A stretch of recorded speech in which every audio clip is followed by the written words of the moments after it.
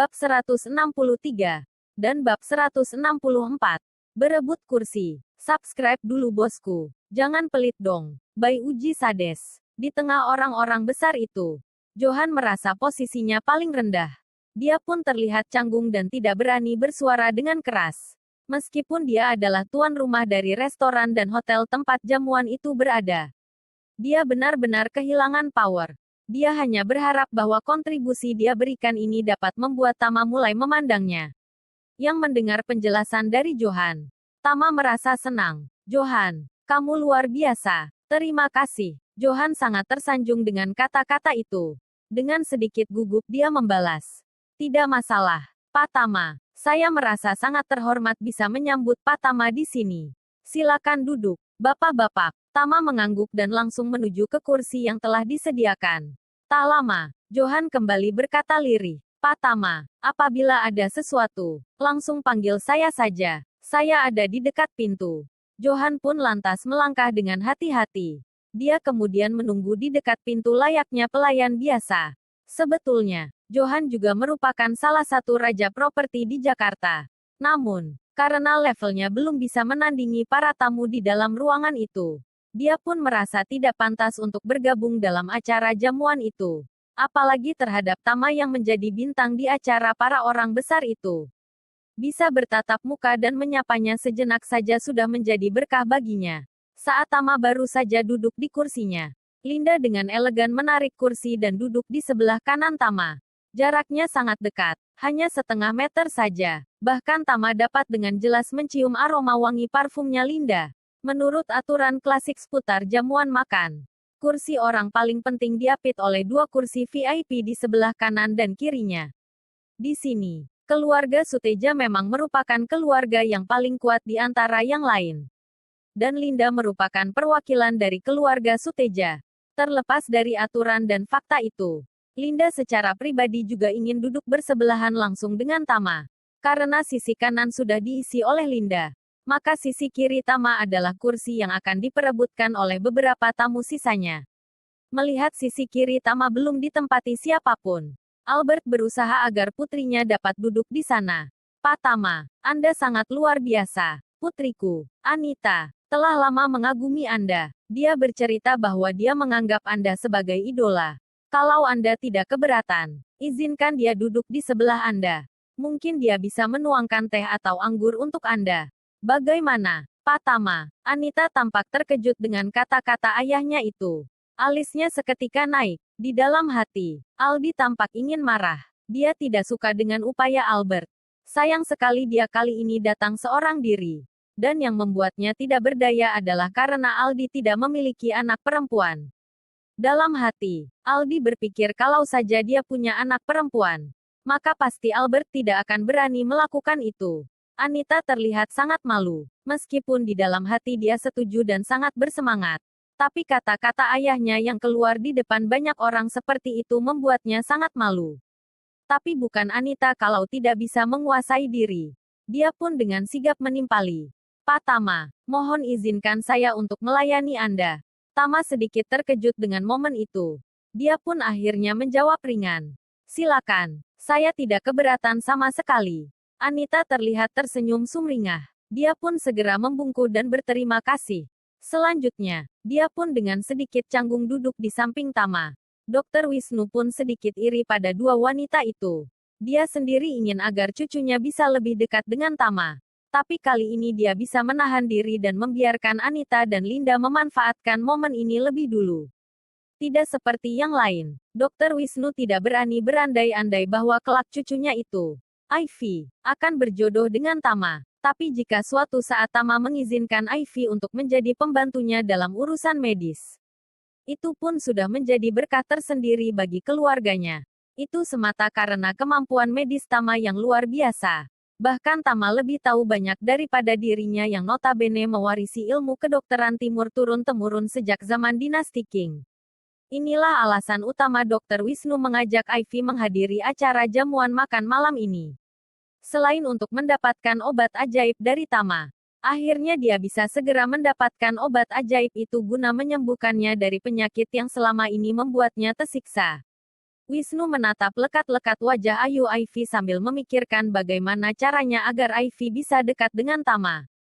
Dan belajar darinya. Ivy tahu persis makna dari tatapan itu.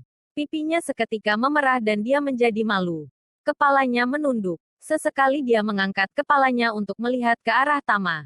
Namun tak lama kembali tertunduk.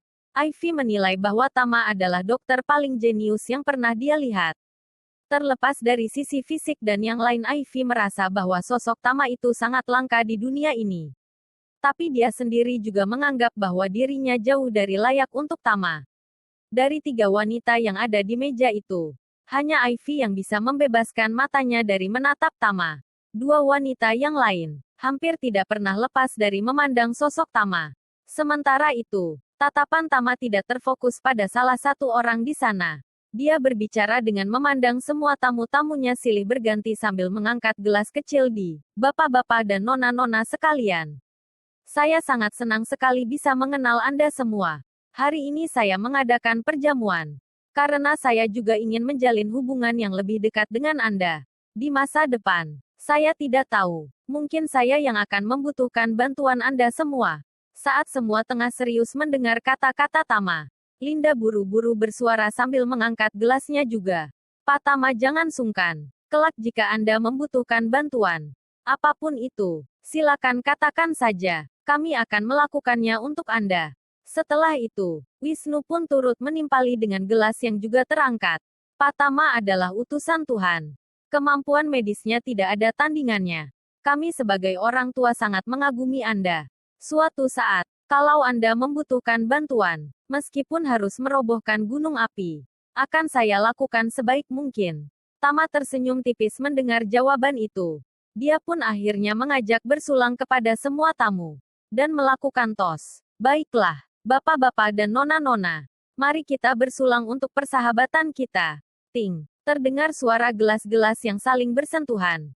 Semua orang meminum segelas anggur secara bersamaan, lalu mengangkatnya lagi. Tidak ada yang berani menaruhnya di atas meja sebelum Tama melakukannya lebih dulu. Akhirnya Tama pun meletakkan gelasnya di atas meja dan diikuti oleh yang lain.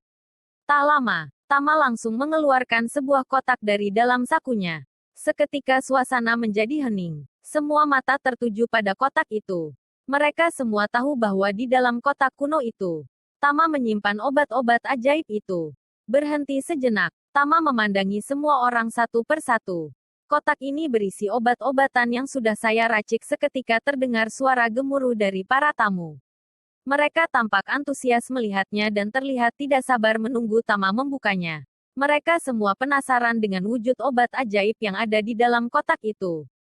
Tama pun membuka kotak itu. Ada 10 buah pil obat ajaib di dalamnya. Tama menjelaskan, obat ini lebih baik dari yang sebelumnya.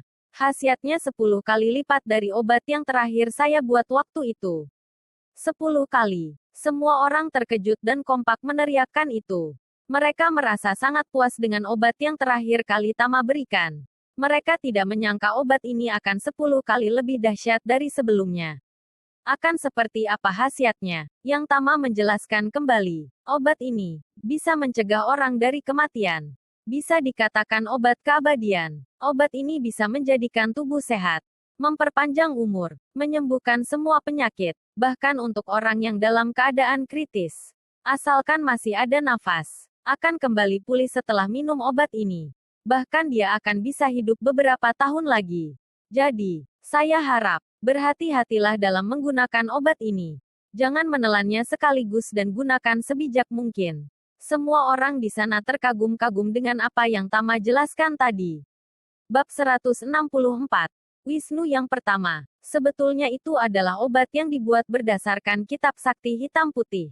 Tapi itu sudah cukup mengejutkan orang-orang dengan khasiatnya. Jantung berdetak cepat, nafas semakin meningkat. Semua orang merasakan itu. Di antara orang-orang di sana, yang terlihat sangat antusias adalah Dr. Wisnu. Dialah yang paling tua, juga yang paling mengerti tentang obat-obatan di antara para tamu itu. Selain itu, dia juga memiliki penyakit yang paling serius. Penyakitnya itu sudah lama dan tak kunjung sembuh juga. Setengah hidupnya dia habiskan untuk membawa penyakit itu kemanapun dia pergi.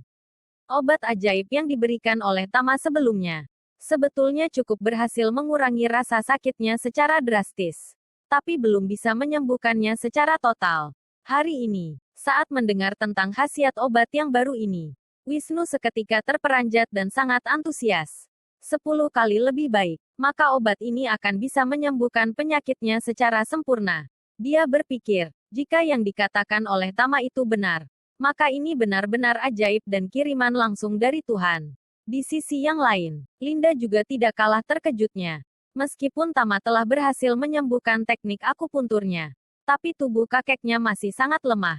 Agar kakeknya bisa berumur panjang dengan tubuh yang kuat, makan obat ajaib inilah jawabannya. Sang kakek dengan membayangkan itu, perasaannya menjadi sangat hangat. Dia pun menatap Tama dengan tatapan yang semakin kagum padanya. Apalagi dia dijanjikan oleh Tama untuk mendapatkan 2 obat ajaib. Perasaannya menjadi semakin sulit dikendalikan. Rasanya seperti ingin berteriak kegirangan. Tama menambahkan lagi, beberapa penyakit yang tidak bisa diatasi oleh pengobatan modern, seperti diabetes, gagal ginjal, bisa sembuh hanya dengan minum 1 pil ini saja. Semua semakin terkejut, bahkan ada yang terperanjat hingga susah bernafas. Jenis penyakit yang disebutkan oleh Tama tadi tergolong sebagai penyakit yang mematikan. Bahkan pengobatan di luar negeri pun tidak bisa menjamin tingkat keberhasilannya. Dan ini bisa sembuh hanya dengan minum sebuah pil saja. Diabetes bisa disebut sebagai penyakit yang akan terus bersarang di tubuh penderitanya. Tidak ada obatnya hingga kini. Tapi di sini, Tama membuat pil yang bisa menyembuhkannya. Ini benar-benar ajaib, abadi. Mata indah Anita tampak bersinar terang. Mulutnya tersenyum lebar. Rupanya Tama jauh lebih hebat dari yang dia duga. Meski jantungnya semakin kencang berdetak, tapi Anita merasa bahwa dia tidak boleh melewatkan kesempatan untuk memiliki Tama. Sementara itu, Ivy, yang masih sangat muda, tidak bisa mengendalikan kekagumannya pada Tama. Kemampuan itu tidak pernah sedikit pun terbayang dalam benaknya. Dia berpikir, apabila dia bisa jadi muridnya Tama, maka dia akan memiliki ilmu-ilmu yang tidak dimiliki oleh orang lain. Menyadari bahwa semua orang ingin melihat langsung obat itu, dia pun tersenyum tipis dan berkata, "Baiklah, saya akan bagi obatnya." Seketika semua menjadi lebih bersemangat. Tampak semua orang membenahi posisi duduk mereka. Tama berdiri, lalu mengambil 1 pil, dan hendak diberikannya kepada Dr. Wisnu. Sebagai penghormatan karena dia yang paling tua di sana. "Dr. Wisnu, ini 1 untuk Anda," kata Tama. Seketika tubuh Wisnu bergetar dan berlutut di tanah. Dia menangkupkan kedua tangan dan meletakkannya di atas kepalanya. Sebagai wujud terima kasih yang amat agung. Terima kasih yang tak terhingga kepada Pak Tama. Saya siap melakukan apa saja semasa hidup saya untuk membayar kebaikan hati Pak Tama kepada saya. Ini hutang yang sangat besar. Tama tersenyum mendengar itu. "Dr. Wisnu, obat ini sudah ditakdirkan untuk Anda. Tidak perlu seperti itu." Tama pun lantas meletakkan sebuah pil ke tangan Wisnu. Air mata Wisnu pun seketika mengalir. Terbayang rasa sakit yang selama ini terus dia rasakan akan segera hilang selamanya. Tama menjelaskan kembali pada Wisnu. "Dr. Wisnu, obat ini sangatlah kuat. Sebaiknya, Anda minum setengah pil saja. Setengah pil bisa untuk menyembuhkan penyakit Anda. Simpan saja setengahnya. Kelak setengahnya itu akan berguna." Wisnu pun kaget, bahwa untuk menyembuhkan penyakit lamanya itu hanya butuh setengah pil saja. Luar biasa. Dia pun tanpa ragu mengeluarkan pisau medis kecil yang ada di dalam tasnya. Lalu membaginya menjadi 2 bagian. Selanjutnya, dia membuka mulut, lalu menelan setengah pilnya. Semua orang pun tak bergerak menyaksikan kejadian itu. Tidak ada mata yang berkedip.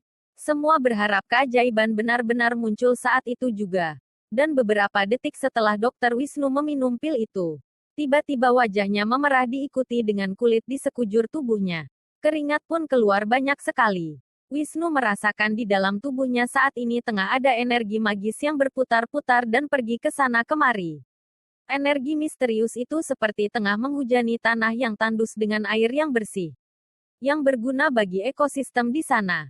Wisnu mulai fokus merasakan bahwa rasa sakitnya perlahan menghilang. Perubahannya sangat cepat, hingga matanya terbelalak memandangi dirinya sendiri. Seperti tidak percaya. "Pak Tama, ini sungguh luar biasa. Rasa sakit yang terus-menerus saya rasakan. dalam beberapa detik saja mulai menghilang.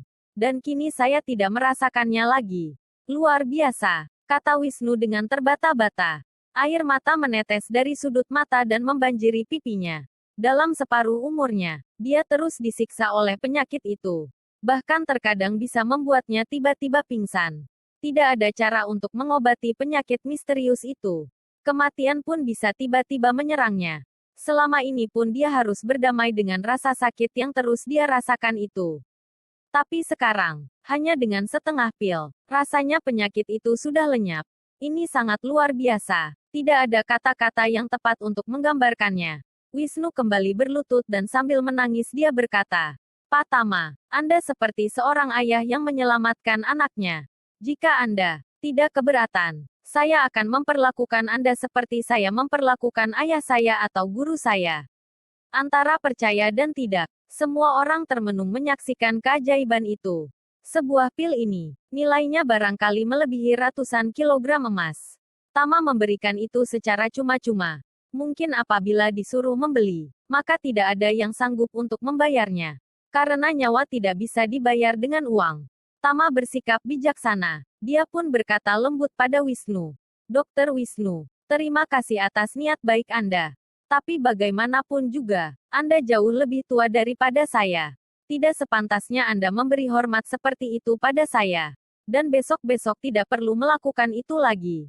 Wisnu buru-buru menjawab, saya berhutang pada Anda, Pak Tama. Anda sangat dermawan. Tama mencoba mengalihkan perhatian agar tidak semakin terbawa suasana. Dia melirik ke arah Linda lalu berkata, Nona Linda, satu obat ini untuk kakek Anda. Segera Linda bangkit dari kursinya dan berlutut kepada Tama. Terima kasih, Pak Tama, atas pemberian obatnya. Kebaikan Anda sangat tidak ternilai dan tidak akan pernah dilupakan oleh keluarga Suteja. Tama mengangguk dan tersenyum. Dia lalu mengeluarkan 2 buah pil dari kotak dan meletakkan 1 butir di tangan Linda berbarengan dengan 1 butir lagi diselipkan di sela-sela jemarinya. Linda sangat gembira setelah menerima obat itu. Saat dia mengepalkan tangan untuk menggenggam pil itu, terasa ada sesuatu yang mengganjal jari jemarinya. Dia kaget lalu menatap Tama. Tama yang menyadari itu pun lantas tersenyum dan mengedipkan mata kanannya. Linda pun paham maksudnya. Rupanya 1 pil sisanya memang ditujukan Tama untuk Linda sendiri. Namun diselipkan supaya tidak diketahui oleh orang lain. Semua tahunnya Linda mendapatkan sebuah pil saja. Linda sangat tersentuh dengan itu.